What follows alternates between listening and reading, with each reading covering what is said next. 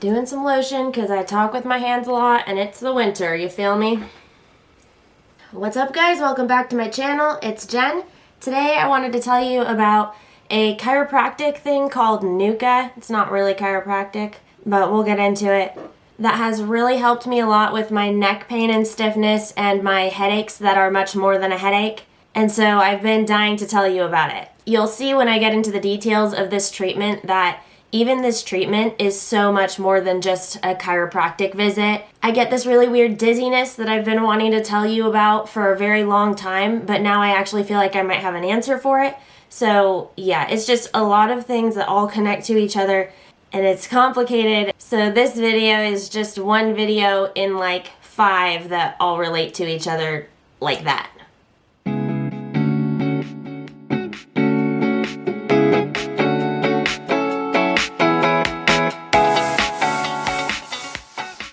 Now, as per usual, I'm a little migraine-y.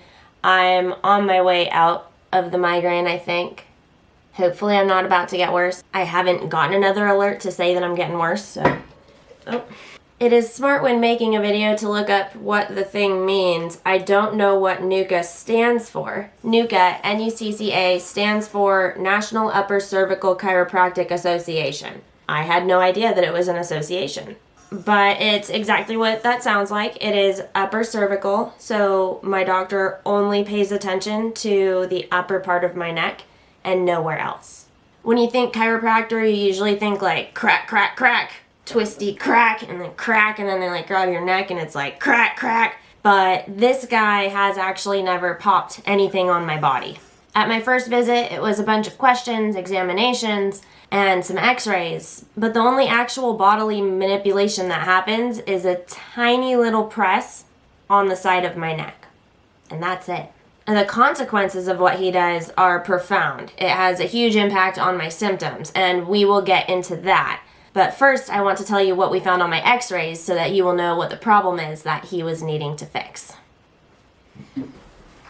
These x-rays, guys, they were super precise. They were really crazy. He lined me up all perfect and he had to see exactly what angle everything was at, and he's like holding levels to my head and this stuff. And he took an x-ray, like, I forget how my neck was. I was up or I was down or something.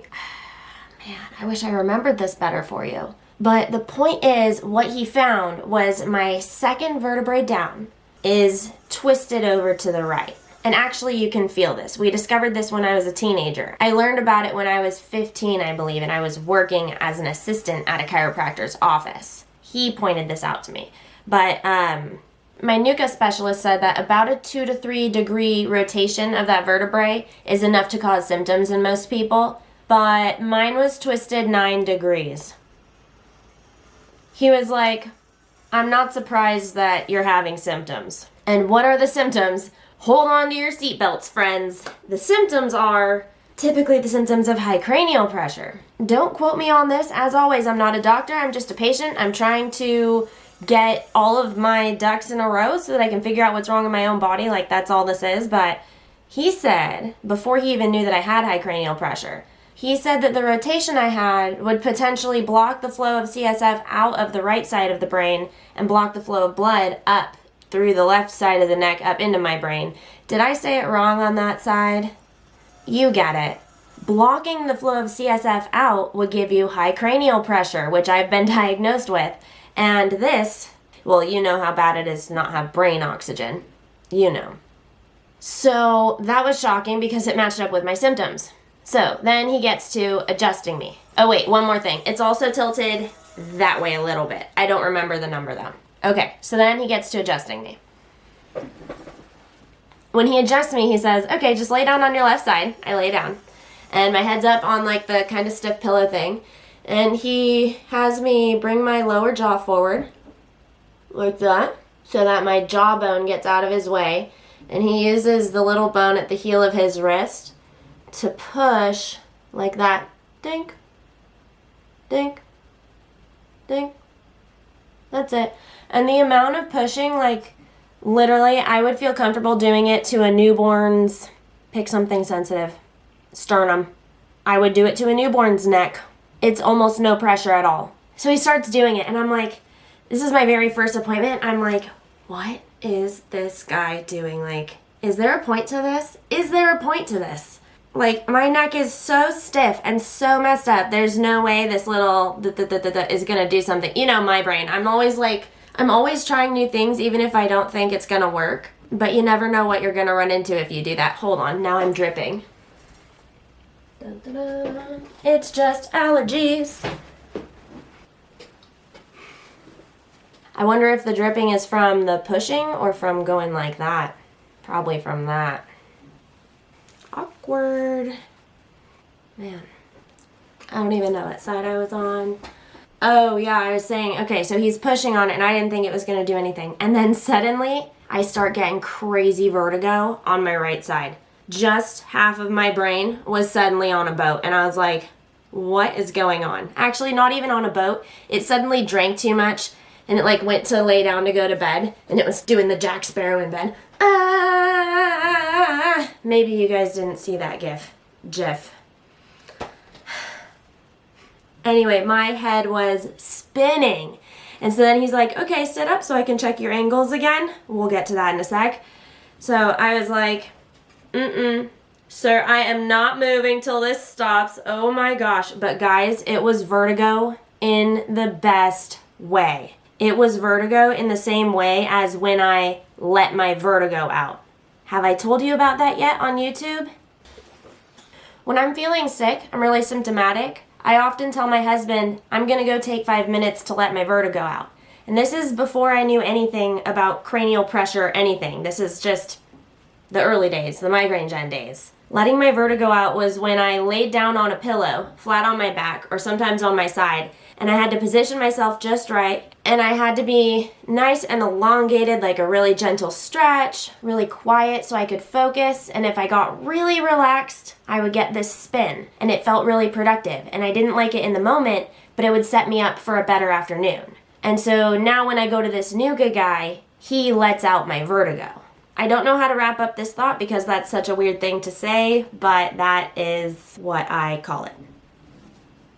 At the beginning of this video, I mentioned that this Nuka thing ties into a bunch of other videos that I'm putting out in a row. I think there's like 5 of them, but they all connect together like this. Like I said, I'm migrainey today, so I said that at the beginning, but I don't know if I'm going to even keep the clip in the video. So I said it, but you might not have seen it. Point is, this video ties into a bunch of other videos. So, the letting the vertigo out thing, I've been saying that for years. The Nuka guy happened like a year ago, and now like 2 weeks ago I think I found out what that stuff actually is, which is insane. And that's in my MRI findings video, which is already up, so check that out. This finding from the Nuka guy that my vertebrae is even able to go out of place might be partially due to me being hypermobile, and I have a video up about that too.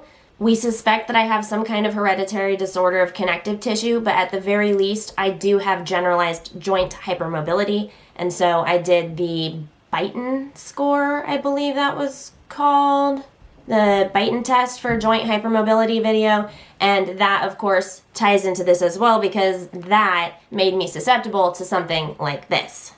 But the plot thickens again. Those things and my history of chiropractic and a bunch of other things make me also susceptible to a spinal CSF leak or a CSF leak in general because my dura is likely weak. Thought gone, just gone. Oh yeah, I was talking about being spinal CSF leaks. Oh, there it is. And that I have POTS made me do the POTS and spinal CSF leak comparison video, which is also super important and also somewhat related because if you're like me, then you might have one or many of these comorbidities as well. And so then that would also be relevant to you. I really hope I'm not forgetting anything here. Needless to say, this Nuka thing has been a game changer. I'm not sure how much I've told you guys about my neck pain on here, but I do have very significant neck pain, especially up where it meets my skull. But it does radiate down into my traps, and I get pain between the shoulder blades, which is a classic leak sign. Even before I really remember sharing about neck pain on here, I did get some messages from people asking if I had cervical instability, CCI, craniocervical instability, And I hadn't heard of it before, and I hadn't really been diagnosed with it, but it was something that I did suspect. My neck hurts enough that I did suspect that it had a lot to do with my headaches. But what I wasn't expecting when I looked into CCI is that it also has implications for the vagus and the glossopharyngeal nerves, specifically at the joint that I have a problem with. And that could further explain a lot of my symptoms. Let's look into those nerves real quick. I first learned that my vagus nerve was dysfunctioning at POTS Care, and now I take supplements for it. I take Parasim Plus, Parasim Plus Eyes, and I also take NACMAX. NACMAX is a precursor to make glutathione. It's also just good for neural tissue and detoxing in general. So, I knew that my vagus nerve isn't quite working right, but I wasn't expecting to run into a YouTube video where this CCI guy was talking about this and all of my other symptoms, and that it's specifically related to people who have things like EDS, POTS, chronic migraine, high or low cranial pressure, the spinal CSF leaks, etc. Let me grab the vagus nerve. The vagus nerve is responsible for the regulation of internal organ functions such as digestion, heart rate, and respiratory rate, as well as vasomotor activity and certain reflex actions such as coughing, sneezing, swallowing, and vomiting.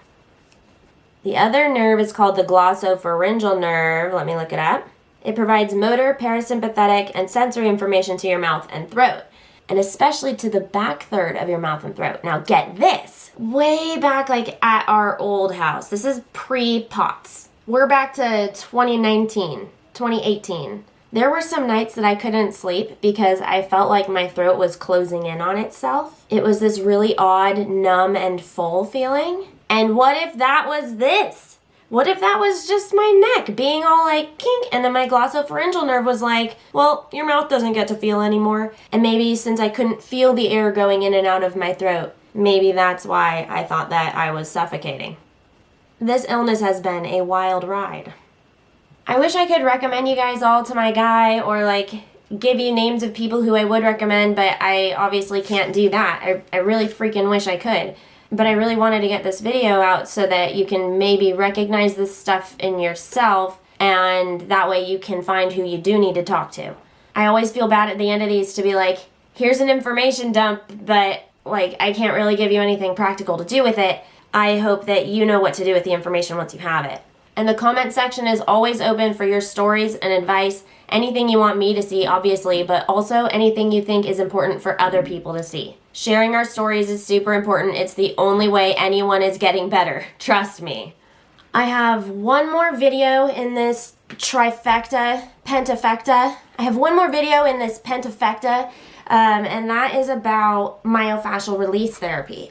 And my myofascial release therapy lady gave me clues into why that vertebrae might be out of whack. So hit subscribe. Don't miss that video whenever it comes out. Please hit like to let YouTube know that this content is important and useful for people. And I will see you guys in the next video.